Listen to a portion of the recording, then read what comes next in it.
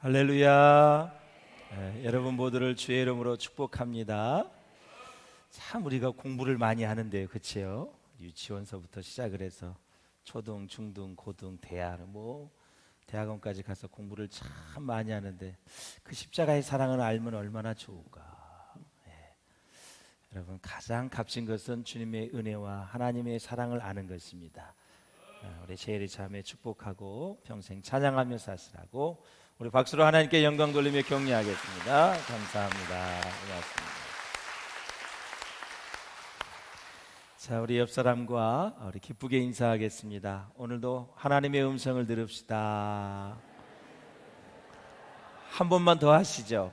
다음 세대에 주목하셔야 됩니다. 예, 그렇습니다. 우리가 공부를 하면서 하나님의 사랑에 대한 공부를 좀 한 학기 동안 해서 3학점을 받던 6학점을 받던 그런 과목이 있으면 얼마나 좋을까. 하나님의 사랑을 알기 전에는 절대 패스 안 해주고 계속 그 과목을 들으라고 하면 얼마나 좋을까. 하나님은 우리에게 자유의지를 주셨기 때문에 은혜 받을 만한 자가 은혜를 받고 구원을 받을 자가 구원을 받는 거고 선택받을 자가 선택을 받는 거예요. 저와 여러분이 이렇게 선택을 받아서 거룩하고 복된 주일에 이렇게 예배할 수 있어서 얼마나 행복한지 이루 말할 수가 없어요. 날씨가 덥던 습기가 많던 춥던 상관없어요.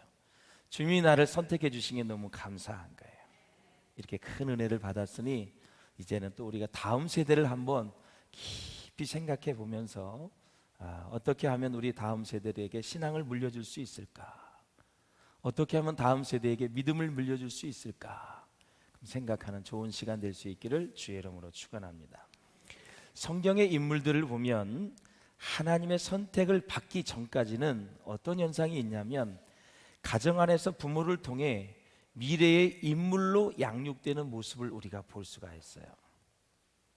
그러니까 한나의 아들 사무엘도 마찬가지고 많은 인물들이 하나님이 부르시기 전까지 부모님의 신앙교육이 참 중요하다는 것을 알 수가 있어요.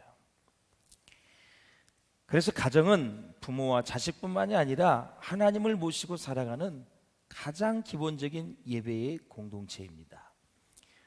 그래서 어렸을 때부터 우리가 꼭 먼저 가르쳐야 될 것은 하나님을 예배하는 거, 하나님을 경외하는 거, 하나님께 순종하고 복종하는 것을 잘 가르치셔야 돼요.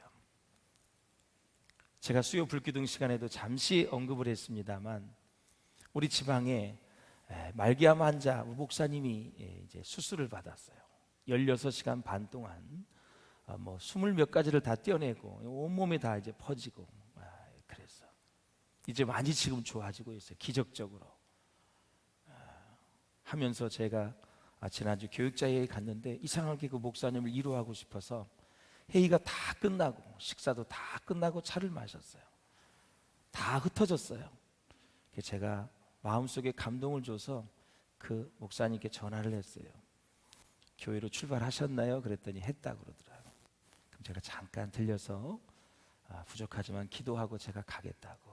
그래서 또 거기 간다 그러니까 이 사모님과 둘이 또 커피를 준비하시고 무슨 또 빵을 준비하시고 그 와중에 도착해 보니까 내가 먼저 도착을 해 있어요. 한 5분 정도 시간이 여유가 있어서 교회를 다 둘러봤어요. 목회를 어떻게 하는지 딱 가서 5분만 보면 다 알 수 있습니다. 열심히 하더라고요. 예전과 많이 달라졌고 교회도 아주 정비가 잘 돼 있고 다 사랑의 손길이 수고의 손길이 가진지 않은지 화장실부터 가보면 다 알 수 있어요. 이 목자가 지금 목회자가 교회에 관심이 있는지 없는지 보면 알 수 있어요. 너무 목회를 열심히 하고 열정적으로 하더라고요. 5분 정도 되니까 커피를 들고 그냥 커피를 어떻게 탈 수가 없어서 그냥 사왔다고 이렇게 하시더라고요.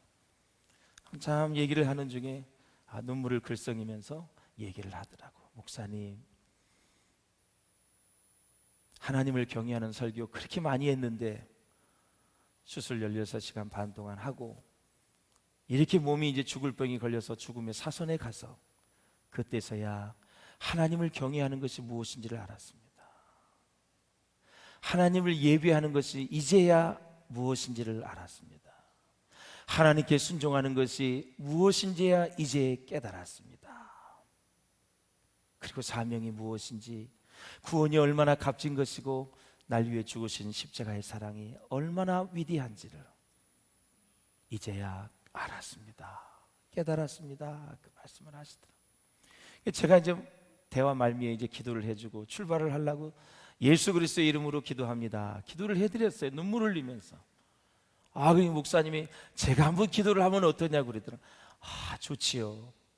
그러더니 제 손을 꽉 잡는 거예요. 제 삶의 목회 이거 모든 걸 다 알고 있거든요. 목사님은 생각하면 눈물이 나온다 그러면서 나보다 나이가 한 7, 8살 어릴 거예요. 내 손을 꽉 잡더니 아주 눈물로 또 기도를 해주더라고요. 그 진실한 기도에 능력이 있더라고요. 죽음의 사선에 갔다 온 사람의 이 기도가 얼마나 진실하고 애절한지 너무 감동을 받았어요. 너무 행복한 시간이었어요. 이런 목회자는 살아야 되겠다. 이런 목회자는 죽지 말아야 되겠다. 그 마음이 간절해요. 한때는 얼굴이 흑인처럼 알아볼 수가 없어요. 머리는 다 빠지고 빵똥모자 쓰고 다니면서 난 누군지 몰라가지고 인사를 못했다니까요. 다 사람이 몰라가지고. 그래서 한 열일 있으면 다 죽는다고 생각을 했는데 지금 회복하고 있어요. 얼굴이 뽀해졌어요. 머리가 다 났어요. 마치 나실인 삼손처럼 머리가 다 났어요. 제가 얘기하고 싶은 것은 목회를 그렇게 20년, 25년 하고 신학을 하고 그렇게 목회의 최일선에 있어도 진정 하나님을 경외하고 하나님을 예배하고 하나님께 순종하고 그 십자가의 사랑이 무엇인지를 그때 깨달았다는 그 종의 그 한마디에 정말 우리 다음 세대를 생각해 보았어요. 이런 신앙으로 무장되면 우리 다음 세대 너무 좋겠다. 여러분, 진짜 여호와를 경외하며 살 수 있기를 바랍니다. 진짜 지금 마음을 집중해서 하나님만 생각하면서 예배드릴 수 있기를 주의 이름으로 축원합니다. 이 시간이 행복한 시간입니다. 정말 행복한 시간이에요. 인생의 최고의 축복은 하나님과의 만남 아닙니까, 여러분? 지금 주님이 오셔서 이곳에서 예배를 받고 계시니 얼마나 감사한 거예요. 차분하면서도 내실을 기하고 뿌리 깊은 나무가 바람에 흔들리지 않는 것처럼 하나님의 말씀에 견고히 서서 세상의 가치관을 계속해서 내려놓는 훈련을 통해서 더 주님께 가까이 나아갈 수 있는 우리 모두가 될 수 있기를 주의 이름으로 축원합니다. 그래서 우리 가정에서 이런 말을 들으면 영적 위기가 왔다는 것을 깨달으셔야 돼요. 감지하셔야 돼요. 요즘 가정의 예배가 살아있는 것 같지 않다. 예배를 드려도 마음이 편하지 않고 시원치 않다. 기쁨이 없다. 그리고 예배를 드려도 감동이 없다. 주시는 말씀이 들려지질 않는다. 주님을 향한 뜨거운 마음과 예배를 향한 설레이는 마음이 지금 없다. 주일이니까 그냥 와서 예배를 드렸다. 금요일, 토요일 전부터 막 마음이 설레야 되는 거예요. 주일을 기다리면서. 그 감동이 사라졌다면, 그 기쁨이 사라졌다면 지금 빨리 우리의 영적 상태를 돌아봐야 돼요. 얼굴이 시커매지고 눈이 노래지고 핏기가 없고 기력이 없을 때 반드시 육신의 병이 온 것입니다. 그런 것처럼 우리의 영적 상황도 마찬가지입니다. 이 무더운 여름에 모든 곡식과 벼들이 잘 자라가고 있습니다. 여름에는 막 성장하는 단계입니다. 가을에는 열매를 맺고 겨울에는 안식을 누리는 것입니다. 그런 것처럼 이 여름에 우리의 다음 세대들 수련회와 여름 성경학교를 한번 생각해 보았으면 좋겠다. 그런 생각이 들어져요. 우리의 예배의 위기는 가정의 영적 위기로 이어지게 돼 있고 영적인 위기는 삶의 위기로 연결이 되어져요. 그리고 삶의 위기는 우리의 인생을 완전히 망가지게 할 수밖에 없다라는 거예요. 살아있는 사람이라고 해서 다 살아있나요? 살아있지만 실상은 죽은 자라고 로마서 얘기한 것처럼 영이 살아있어야 되죠. 우리의 영이 소생해야 되죠. 우리의 영이 하나님을 바라보고 하나님만 의지하는 그런 마음이 가득 채워져 있어야 되지 않습니까? 하나님의 나라만 생각하면서 막 꿈과 비전으로 막 가득 차 있어야 되고, 우리 주의 백성들만 생각해 모아도 막 가슴이 벌떡벌떡 뛰는 그런 마음이 돼 있어야 되죠. 야, 여름이구나.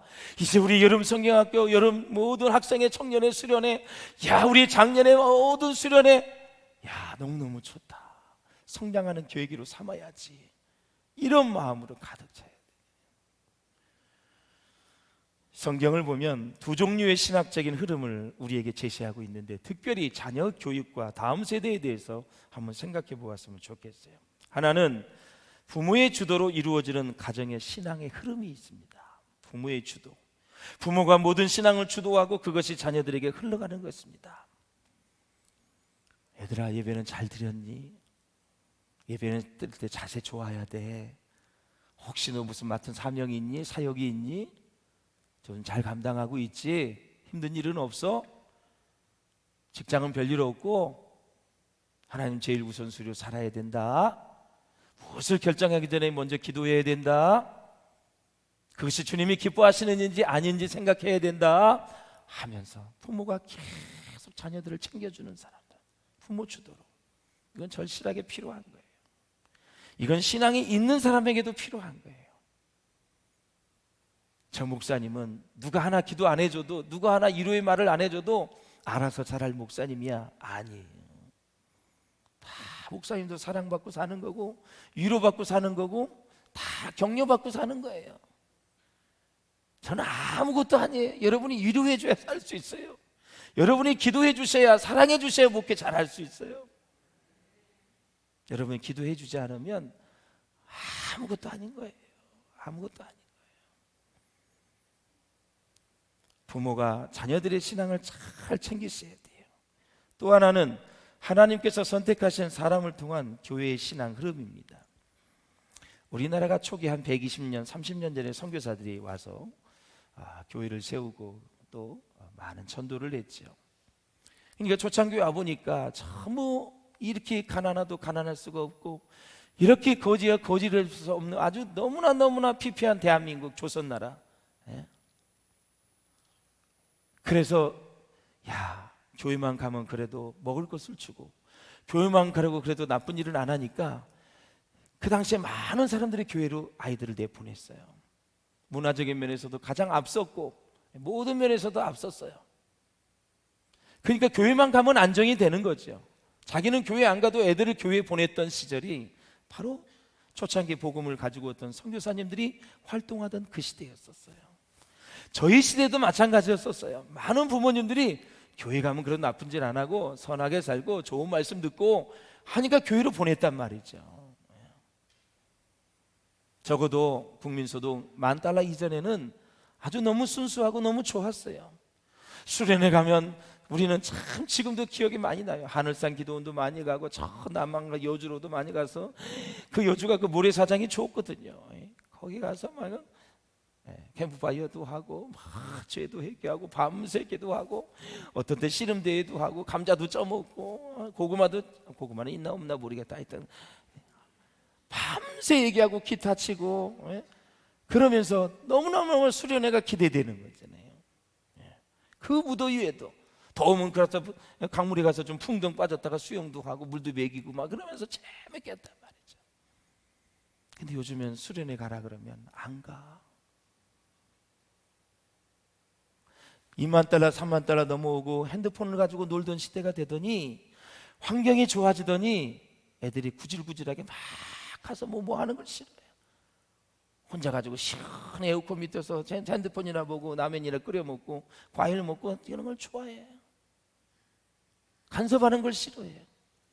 요즘에 기도 제목 올라오는 거 보면은 하나님 우리 아들 딸들 수련회 가게 해주세요, 성경학교 가게 해주세요. 이 기도 제목이 얼마나 많은지 몰라. 이게 기도 제목이 됐어.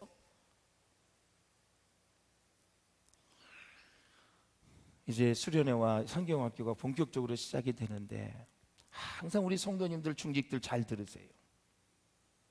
휴가를 정해도 야, 우리 교회 알아보자, 우리 담당 교육자 한번 전화해보자, 언제 우리 성경학교가 하는지, 언제 학생의 청년의 수련회를 하는지, 그리고 그걸 꼭 피해서 휴가를 정하셔야지. 휴가가 먼저야. 나중에 보니까 겹쳤어. 어떻게 할 거예요? 어떻게 하시겠냐고. 돈은 다 예약을 했어. 지금 겹친 분들 다 호텔 취소하시고 다 손해보시고 성경학교와 수련회 다 보낼 수 있기를 바랍니다. 할렐루야. 오전 예배 그랬어요. 2부 때 그 물이 그 물이야, 그 산이 그 산이야, 그 강물이 그 강이야, 그 바다가 그 바다야. 아이들이 학생 때, 어린아이 학교 다닐 때 신앙교육 철저히 하지 않고 어디다 우리 아이들을 맡기겠어요? 어디다가? 누가 우리 아이들을 책임져 주시겠어요? 이 죄 많은 세상에, 유혹받기 쉬운 이 시대에. 여러분 잘 아시잖아요. 이 시대가 얼마나 악한지. 이 사상이, 이 생각이 완전히 세상의 가치관으로 함몰돼 가는 이 시대에 어디다 소망을 두겠어요, 여러분? 어디다가? 수련회하고 다 하고 학생의, 청년의 우리 어린아이들, 영화부, 유치부, 유년부, 초등부, 학생, 청년, 우리 아이들이 속한 부서에 으쌰으쌰해서 기도로 밀어드리고, 수련회 가면 찾아가서 그냥 수박도 몇 덩이 좀 사가지고 나눠주시고, 아이스크림 좀 사다 주시고, 여기에 집중을 해야지. 수련회 언제 한다 그러냐? 아휴, 관심이 없어. 그리고 여러분의 신앙을 어떻게 하게? 여러분의 자녀들의 신앙을 어떻게 하려고? 목회 25년 해왔지만 눈을 붉히며 신앙생활해도 우리 마음 지키기 어렵다. 내 목회자인데 어려워요. 어려워. 이렇게 매일 새벽기도 매일 하고 말씀을 보고 주일마다 말씀을 선포해도 내 마음 지키기 어렵더라고요. 그런데 일주일에 한두 시간 와가지고 잠깐 예배를 드리고 주주 내내 아무것도 안 하고 하나님 특별하게 잔치 있는 여름 성경학교 수련회 보내지 않고 우리 아이들, 청년, 학생들을 어떻게 할 거냐고. 어떻게 할 거냐. 요즘에는 가나 안 가냐, 그게 싸움이야. 어떻게 사탕 발림해서 야 용돈 좀 줄게, 어떻게 할게, 가. 이런 시대가 됐어. 이런 시대가.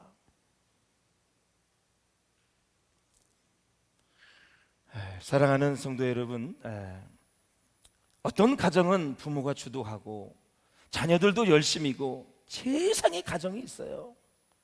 어떤 가정은 부모가 형편없어. 근데 자녀가 또 챙기는 가정이 또 있어. 엄마 아빠 이제는 좀 다니셔야지요, 신앙 회복해야지요. 자녀가 열심이야. 부모가 못 따라가는 가정이 있어. 어느 가정은 부모도 안 돼, 자녀도 안 돼, 아무 관심이 없어. 소망이 없는 겁니다. 우리가 공부 잘해서 좋은 학교 가고 좋은 대학 나오고 좋은 취직해서 연봉이 높고 얼마나 좋아요. 그런데 하나님 없이 그렇게 하면 그게 무슨 의미가 있어? 하나님 없이 부자 되는 게 무슨 의미가 있냐고. 하나님 없이 많이 배워서 매일 걱정 근심하는 사는 인생이 무슨 의미가 있어요? 키에르 케고르가 그랬어요. 이 시대는 천재가 필요한 것이 아니라 하나님의 말씀에 순종하는 자들이 필요하다. 그래서 많이 배운 사람이 필요한 게 아니에요. 하나님의 말씀으로 거듭나고 변화되어져서 이 세상을 복음으로 비출 그런 사람들, 세상을 변화시킬 수 있는 사람들, 세상을 새롭게 할 수 있는 사람들이 필요하다고요. 여러분, 그런 사람이 필요합니다. 우리 자녀들, 자나깨나 자녀들 신앙을 어떻게 할지 늘 마음속에 있어야 돼. 일본의 전 총리 아베가 67세에 총을 맞아 죽었어요. 역사적인 평가 한일 관계를 논하기 전에 그 한 영혼이 지옥 간 걸 생각하면 가슴이 아파. 야스쿠니 참배하면서 그가 예수를 믿었다, 하나님을 믿었다, 성령님을 의지했다는 소식은 하나도 없어. 그런 걸로 봐서는 지옥 간 게 분명해. 다른 거 말고, 업적 말고 다 그거는 역사학자들이 하는 거고 사람들이 하는 거고, 하나님의 관점을 봤을 때 아벨라는 한 사람이 그가 예수 믿고 구원받았으면 얼마나 좋았을까. 비록 우리와 관계가 그렇게 썩 좋지 않은 일본의 총리이지만 눈물이 날 정도에 하나님은 그 영혼도 사랑하시는데 하나님은 일본도 사랑하고 중국도 사랑하고 미국도 사랑하고 다 영혼을 사랑하시는데 잘못된 사상과 철학을 가져서 종교를 가져서 하나님을 모르고 살아왔던 인생 아닙니까 여러분? 우리도 하나님을 모르면 그렇게 될 수밖에 없는 인생 아닙니까? 정치가 목적인가요? 권력을 획득하는 게 목적이에요? 이게 무슨 의미가 있어? 부자라고 5끼를 먹어? 부자라고 20시간을 자냐고? 아무 의미 없는 거예요. 하나님이 없는 인생, 너무너무 가련한 인생.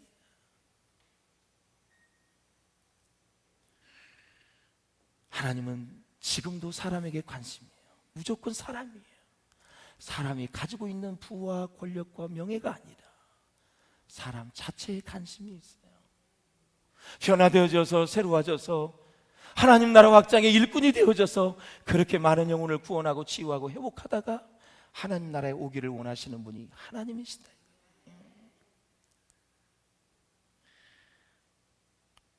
사랑하는 여러분, 자녀를 낳으면 부모는 산부인과에서부터 아기를 낳은 후부터 말씀으로 잘 양육해야 될 책임이 우리 가운데 있습니다.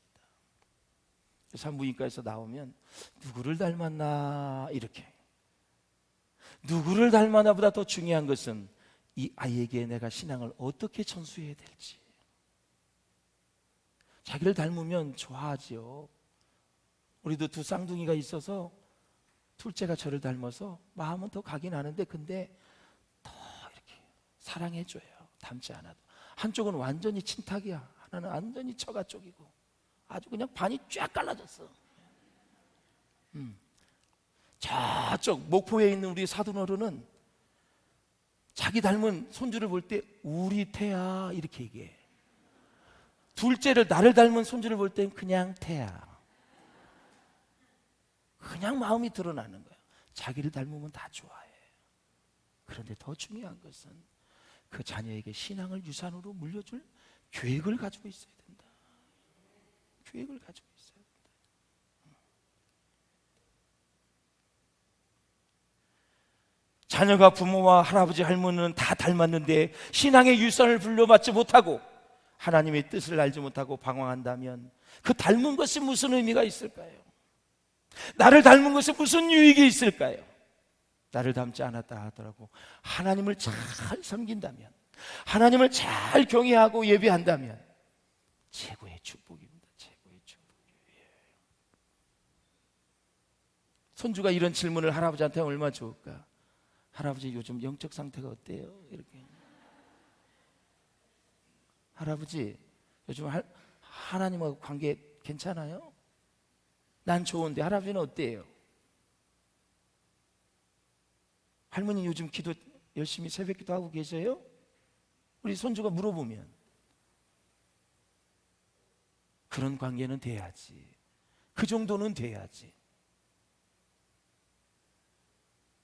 할아버지, 아버지, 엄마, 손주까지 다 하나님을 모르고 살아봐. 암흑천지야 이게. 마귀의 밥이야.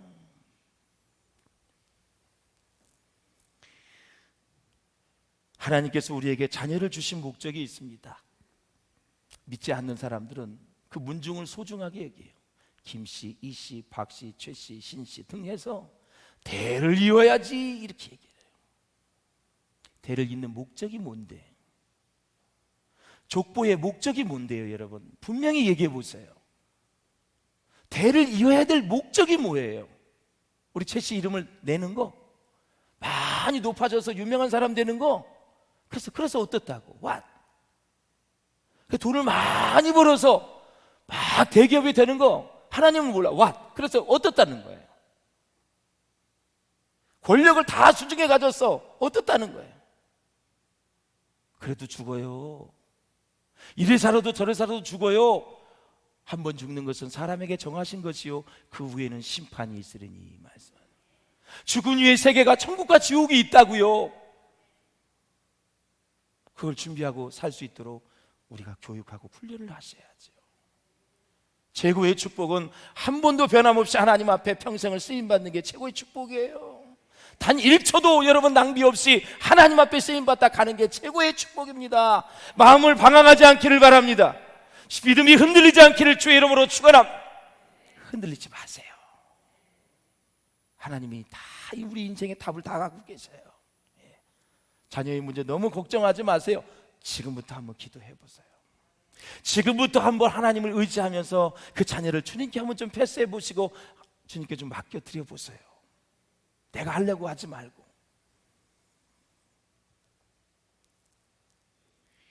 하나님께서는 저와 여러분의 모든 삶을 통해서 다음 세대도 여지없이 그 믿음이 전수되기를 원하신다라는.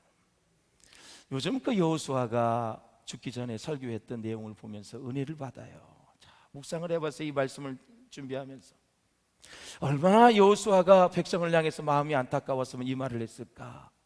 오직 나와 내 집은 여호와만 섬기겠노라. 그 당시 백성들이 많이 우상으로 달려갔어요. 광야에서 하나님이 훈련시켜 주시고 애굽에서 출애굽하게 하셨고 요단강을 건너서 6년 7개월 만에 모든 족속을 다 정복을 했어요. 그리고 하나님 잘 섬겨야 될 거 아니에요. 다 우상으로 가는 거예요. 바알과 아세라를 섬기면서. 죽기 직전에 여호수아의 마음이 얼마나 안타까웠을까. 막 설교를 해요. 무슨 설교? 애굽에 있을 때 너희를 지켜주신 분이 누구이냐? 모세를 보내주신 분이 누구이냐? 그 광야에서 40년 동안 물을 주시고 그리고 반석에서 샘물이 나게 하시고 홍해를 가르신 분이 누구이냐? 요단강을 가르신 분이 누구이냐? 만나와 메추라기를 주어서 너희를 먹게 하신 분이 누구이냐? 그 하나님을 왜 잊어버리느냐?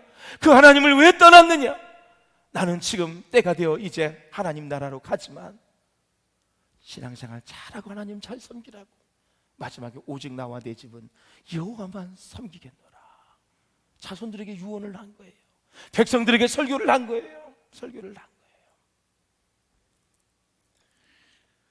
사랑하는 여러분, 그렇게 권력을 자랑했던 아벨하는 사람도 총 2발 맞더니 결국 심정지로 깨어나질 못해서 세상을 떠났습니다. 싸늘한 시신이 됐습니다. 이렇게 연약한 거예요. 이렇게 너무 우리 인생이 연약한 거예요. 오늘 이제 본문의 얘기에 보면은 모세는 노아와 그의 세 아들 이야기를 통해서 다음 세대를 향해서 교훈을 주고 있어요. 18절에 보니 이제 방주에서 노아의 아들들이 다 왔어요. 40일 동안 윗샘 아랫샘이 터져서 물바다가 됐어요. 전 세계가. 노아의 아들들은 방주에서 나왔는데 노아의 가족이 방주에 들어가기 전에 잘 아시는 바와 같이 세상은 죄악으로 가득 찼어요. 가득 찼어요. 가나안 땅이 죄악이 가득하니까 하나님께서 가나안 땅에 살던 7족속으로 몰아내고 이스라엘 백성을 들여밀었어요. 노아의 시대에 죄악이 관영하고 꽉 찼다. 이 꽉 찼다는 히브리어는 뭐냐면 이 컵에 물이 가득 차면 넘치는 것처럼 더 이상 이제 빈 여백이 없어요. 하나님 보시기에 꽉 죄악이 꽉 찬 거예요. 그래서 가나안 땅에 있는 족속을 다 내몰아냈어요. 그런데 하나님이 그 성경에 무슨 말씀을 하시냐면 더 빨리 들어갈 수도 있었는데 아직 죄악이 관영하지 않았다. 그런 말씀이 나와요. 그러니까 가나안 땅인 사람들에게 기회를 주는 거죠. 하나님은 죄악이 가득 차기 전까지 기다리셔요. 마찬가지예요. 노아 시대에 다 죄악이 관영했어요. 하나님은 이미 하시고 노아를 불러서 당시의 의인이에요. 안전한 자였어요. 하나님과 동행하는 자라고 얘기했어요. 노아를 불렀어요. 노아야, 너 배를 만들어라 그랬어요. 사이즈도 다 하나님이 가르쳐 주셨어요. 축구장의 길이보다 조금 길어요. 길이는 110에서 120m, 폭은 거의 20-30m 정도, 3층. 조선소에 일하는 사람들이 이렇게 과학적일 수가 없다고 얘기해요. 최고의 사이즈라고 얘기해요. 그런데 그 배를 산에서 만들라는 거예요. 산에서. 많은 사람들이 물었어요. 왜 그렇게 산을 올라가느냐? 매일 도시락을 싸가지고 산에 가는 거예요. 노아, 당신 뭐하러 가는데? 배 만들러 가지. 왜 배를 만들어? 하나님이 120년 되면 이 땅에 물을 내리신대, 비를 내리신대, 홍수로 망한대. 만들어야지. 아이고, 이제 정신 돌았구만. 왜 배는 바닷가에서 만들지 산에 가서 만들어, 이 양반아. 그래도 120년 동안 한결같이 도시락을 싸고 자녀들을 데리고 가서 배를 만드는 거예요. 어떨 때는 좀 지루해서 그만둘 수도 있을 것 같아. 아이고, 몇 년 해보니까 이거 할 일이 아니야, 이거 진짜. 그러면 누가 이 배만 만드는데 노아의 가족들을 먹여 살려줬을까? 알바를 했나? 직장을 다녔나? 까마귀가 먹을 걸 갖다 줬나? 성경에는 먹는 거에 전 관심이 없어요. 하나님이 다 입혀주고 먹어주시고 재워주신다 그랬어. 중요한 건 노아가 그 말씀에 순종했는지 안 했는지, 그걸 보시는 거예요. 사람들은 그래, 어떻게 먹고 살았지? 120년 동안? 그런 건 관심 갖지 마세요. 하나님이 다 책임져 주신다니까. 우리가 해야 될 일은 여호와의 말씀을 믿고 그 말씀에 순종하는 거거든요. 예. 그거를 120년이 다 다가왔어. 그래도 조롱을 해. 야, 보통 미친 게 아니구만. 막 노아가 소리를 지릅니다. 아줌마, 할아버지, 모든 어린아이들 동네방네 다니면서 얘기합니다. 이제 내일입니다. 내일이 비가 쏟아집니다. 내일이 비가 쏟아진다니까요. 여기 다 홍수가 나서 다 망해요. 다 죽어요. 방주 안으로 들어오셔야 됩니다. 너나 들어가, 임마, 너나 들어가. 얼마나 조롱을 했겠어요.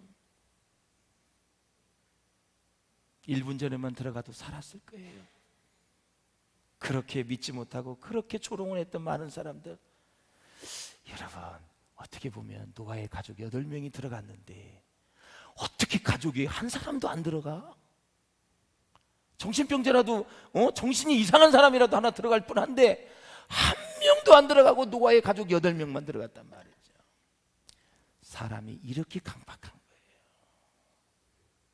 거예요. 미친 짓 하고 예를 들어 들어갔다가 비가 안 오면 다시 나오면 되잖아. 이게 안 돌아가, 이게? 비가 이렇게 쏟아진다는데 진짜 오면 어떡하지? 하고 들어갔다가 기다려도 비가 안 와. 문 열고 나오면 되지. 사람이 강팍하면 그것도 안 해. 이게 사람이야. 이게 죄인이야. 우리의 죄인의 실존의 모습이에요. 존재의 모습이에요. 그래서 조그만 일이나 어떤 일이나 순종하는 걸 보면 여러분은 큰 은혜를 받은 거예요. 하나님 앞에. 주일날 이렇게 해서 하나님이 정하신 날에, 복된 날에 와서 예배를 드리는 여러분 보면 참 복을 받으신 분들이야. 하나님의 은혜를 입으신 분들이에요. 참 여러분들의 가정에 희망이 있어요. 이렇게 은혜를 입었으니 우리 한번 자녀들을 위해서 한번 애써보자고요. 한번 9장 1절을 한번 읽어볼까요? 하나님이 뭘 하셨는지 9장 1절 시작. 하나님이 노아와 그 아들들에게 복을 주시며 그들에게 이르시되 생육하고 번성하여 땅에 충만하라. 아멘. 생육하고 번성하라는 것은 생물학적인 자손만 나는 것이 아니라 그저 그냥 사람을 많이 출산하나 애만 많이 낳으라는 것이 아니라 그 애를 낳아서 양육을 하라. 하나님의 나라의 일꾼으로 세워라.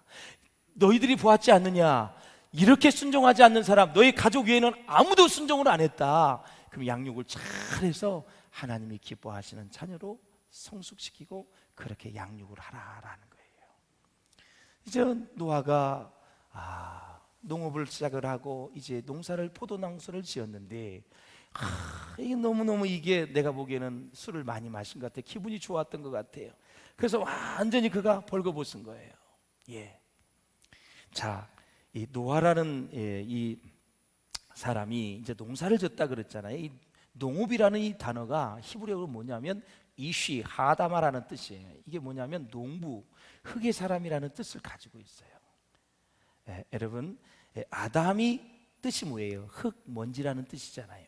이 아담을 통해 인류 역사를 시작하신 하나님이 이제 노아를 통해서 다시 구원의 역사를 일으키시고 시작하신다는 그러한 의미로 받아들일 수 있는 거예요. 술에 취해서 벌거벗고 잠들어 있었는데, 자, 어떤 사람들은 마시고 벌거벗은 거기에만 집중해서 술을 먹어도 된다는 것을 함유화시키는 분이 있어요. 성경은 술에 취하고 벌거벗은 게 집중이 있는 것이 아니라 그것을 현장을 본 그 아들, 세 아들의 반응에 성경은 집중하고 있지, 술 먹고 취한 것에 집중해서 있는 게 아니에요. 그래서 이것만 잡아서 술 취하도록 이렇게 술을 마셔도 되는구나, 술 먹고 벌거벗어도 되는구나, 노아가 이렇게 했으니까, 아니에요. 그걸 보고 어떤 반응을 했느냐, 이게 중요한 거예요. 결론은 얘기하면 함, 야벳, 셈이 있잖아요. 함이 보고 다 아버지의 그 하체를 보고 고자질을 했어요. 다 형제들에게, 두 형제에게 고함이 그 나오지요, 하체를 보고. 그걸 들은 이 셈과 야벳이 다 옷을 어깨에 메고 가서 뒷걸음쳐 가가지고 살짝 덮어드렸어요. 아버지의 하체를 보지 아니하였더라, 이렇게 나오고 있어요. 그리고 나서 사랑하는 여러분, 그러면 두 아들은 왜 그렇게 했고 함은 또 그렇게 보고 다 고자질을 하고 아버지의 수치를 다 드러냈는가라는 거죠. 그게 바로 아버지에 대한 사랑과 존경이에요. 우리 잠언서 한번 보실까요? 잠언 시작. 미움은 다툼을 일으켜도 사랑은 모든 허물을 가리느니라. 진짜 사랑하면 허물을 감싸줘요. 다 가리워줘요. 근데 동네방네 얘기하면서 허물을 드러내는 사람은 절대 여러분 사랑하지 않는 사람이야. 진짜 사랑하면 덮어줘요. 동의하시나요, 여러분? 내가 진짜 사랑한다면 그 사람 허물 덮어준다고. 나불나불 되는 거는 그 사람 사랑하지 않는다는 거예요. 말로만 사랑한다는 거지 진정 사랑하지 않는 거예요. 그래서 이제 하나님이 축복과 저주를 하는 그런 모습을 우리가 볼 수가 있어요. 이 상황에서 야곱의 축복이 연상이 되죠. 이제 상황은 좀 다르지만 함과 셈, 야벳을 축복을 하는데 결국 셈과 야벳의 복을 받지요. 함은 저주를 받습니다. 흑인 아닙니까? 흑인 쪽에 그쪽 족속들이죠. 그대로 역사에 이루어지고 이스마엘과 여러분 이 아브라함의 관계, 그 자녀 이삭과도 관계도 그렇잖아요. 이슬람의 그 자손들이 다 하가를 통해서 난 그런 자녀들 계속 지금도 싸우고 있잖아요. 말씀이 그대로 이루어지고 있어요. 같이 나누고 싶은 얘기는 뭐냐면, 우리가 이 자녀를 양육을 하면서 여러 가지 어려운 상황도 또 그럴 수밖에 없는 상황이 있지만 부모로서는 최선을 다하고 하나님이 그 자손을 돌보아줘서 영적인 스파크가 일어날 때 그때 아이들이 변화의 역사가 일어난다라는 거예요. 부모로서 최선을 다했어요. 우리가 축복이 무슨 뜻이냐면, 제가 기업인 선교회 가서 얘기해요. 복을 비는 게 축복이에요. 주의 종은 가서 축복을 비는 게 사명이에요. 그 복을 주시는 분은 하나님이세요. 할렐루야. 똑같은 원리예요. 저주를 하고 축복을 하는데 그 뭘 이루시는 분은 하나님이세요. 그런데 그것이 그대로 이루어진 것을 우리가 볼 수가 있어요. 그래서 역사신학자 해밀턴이 무슨 얘기를 하냐면, 한번 읽어봤으면 좋겠어요. 해밀턴이 뭐라 그러냐면, 미국의 역사신학자인데 원시 역사는 모든 육체가 사람의 죄 때문에 고통당하게 될 것을 우리에게 알려준다. 동의되지요. 그 같은 역사가 사람은 하나님의 아들들의 불법 행위 결과를 짊어져야 한다는 것을 말하고 있고, 그래서 우리는 이미 하나님께서 아버지의 죄를 3, 4대까지 가하실 것이라는 사실을 넌지시 알고 있다. 가나안의 아버지는 시큼한 포도를 먹었고, 함이죠.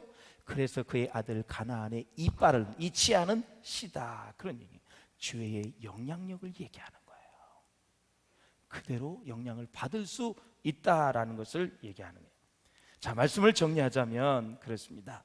사랑하는 여러분, 유대인들은 말씀을 가르치기 위해서 이마, 손목, 미간에 이 자녀들에게 말씀을 붙여서 암송하게 했어요. 우리 신명기 읽고 정리해 보겠습니다. 시작.